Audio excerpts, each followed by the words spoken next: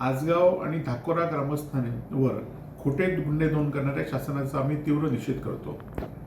आजगाव आणि धाकोरा ग्रामस्थांनी काल एकजुटीने मायनिंगच्या सर्वेसाठी कोणताही पूर्वकल्पना न देता हा सर्वे चालू होता। त्याचबरोबर मुख्य कार्यकारी जिल्हा परिषद यांचं एक पत्र हे मायनिंगला सर्वेसाठी आलेले लोक दाखवत होते। खरं तर जिल्हा परिषद मुख्य कार्यकारी अधिकाऱ्यांचा आणि मायनिंग सर्वेचा कुठलाही विषय किंवा कुठलाही संबंध येत नाही। खरं तर जिल्हा प्रशासन जिल्ह्यातील सत्तेत असलेले लोक यांना मायनिंगला सर्वे करण्यासाठी पाठिंबा देत आहेत। आपण बघितलं असाल की या लोकांवर 50 लोकांवर खोटे गुन्हे नोंद केले आहेत।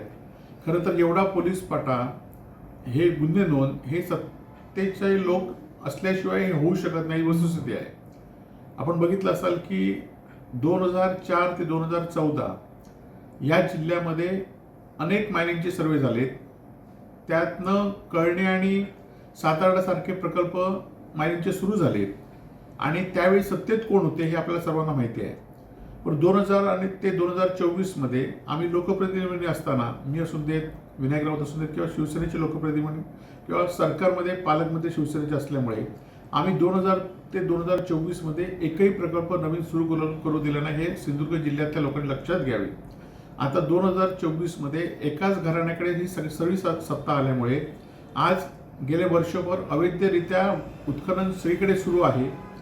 त्याला प्रशासनाला धमकीने प्रशासन त्यांच्या पाठीशी असतं, कारण प्रशासनाने ते जुमानत नाहीत। प्रशासनावर राजकीय दबाव वारंवार आणत राहतात आणि त्यामुळेच एकाच घराण्याकडे सिंधुदुर्ग जिल्ह्यातली सत्ता गेल्यामुळे पालकमंत्री, आमदार, खासदार आता पुन्हा 2024 नंतर आता पुन्हा हे जवळजवळ 11 प्रकल्प मायनिंगचे या सिंधुदुर्ग जिल्ह्यात येत आहेत।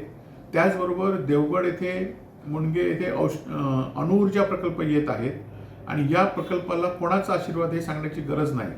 परंतु सिंधुदुर्गवासियांनी कुठलाही भिवून न जाता या प्रकल्पांना ठामपणे विरोध केला पाहिजे। 2009 मध्ये जो प्रकल्पाला विरोध झाला त्यामुळे हे काही प्रकल्प थांबले आणि प्रकल्पामुळे काय होतं हे कळण्यातल्या लोकांना विचारा।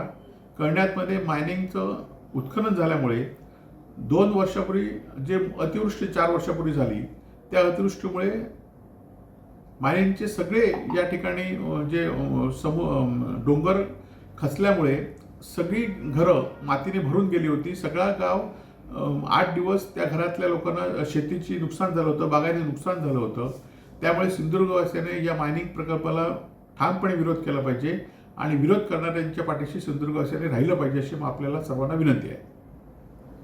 आपल्या परिसरातील बातम्या आमच्यापर्यंत पोहोचवण्यासाठी स्क्रीनवर दिलेल्या क्रमांकावर संपर्क साधू शकता।